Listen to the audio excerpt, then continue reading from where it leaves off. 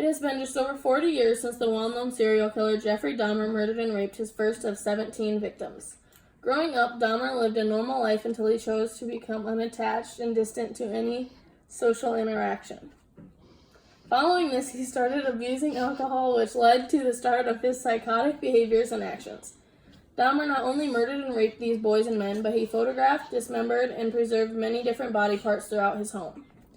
From becoming an alcoholic at a young age to murdering and raping an obscene number of boys, Dahmer was finally arrested and later killed in prison.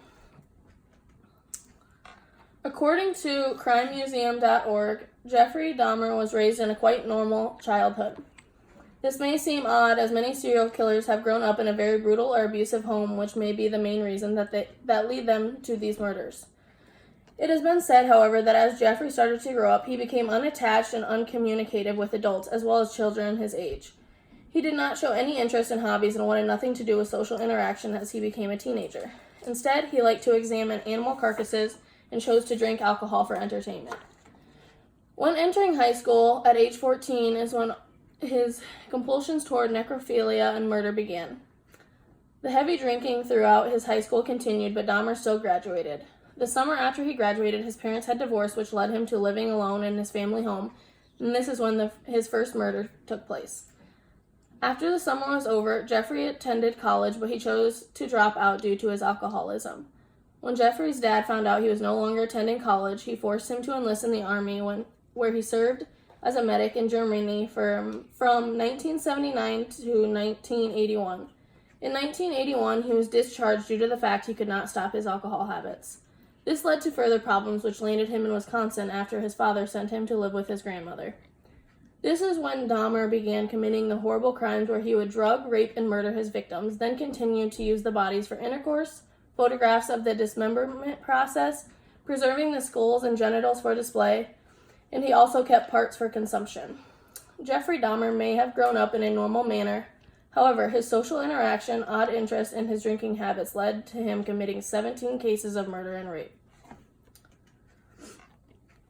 According to Biography.com, in June of 1978, Dahmer murdered his first victim.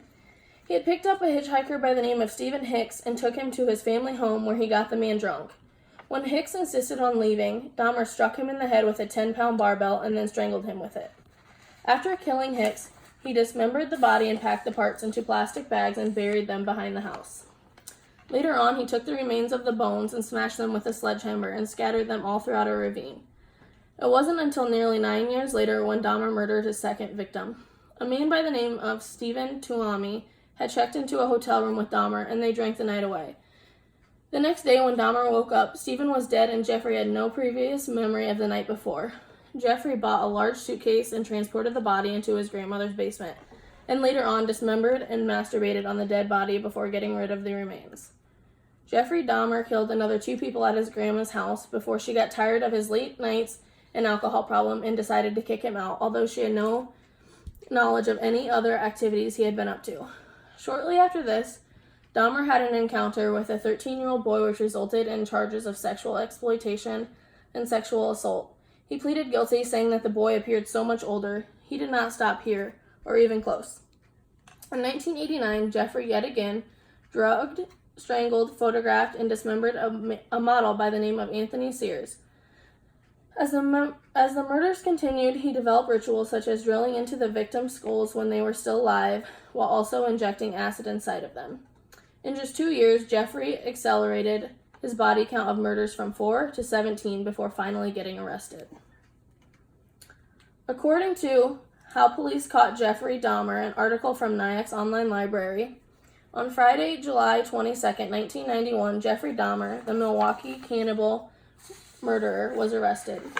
On this day, the police found body parts and many heads in his fridge, filing cabinet, and even in a kettle, all throughout his apartment.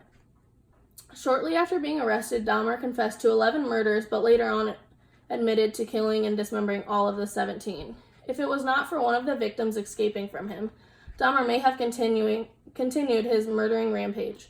A man by the name of Tracy Edwards had a pair of handcuffs hanging from just one wrist, running down the street and told authorities that Jeffrey was trying to kill him. This is what led to Dahmer's arrest and confessions of all of the murders. After being arrested, Dahmer expressed remorse and a little sympathy for his horrendous actions.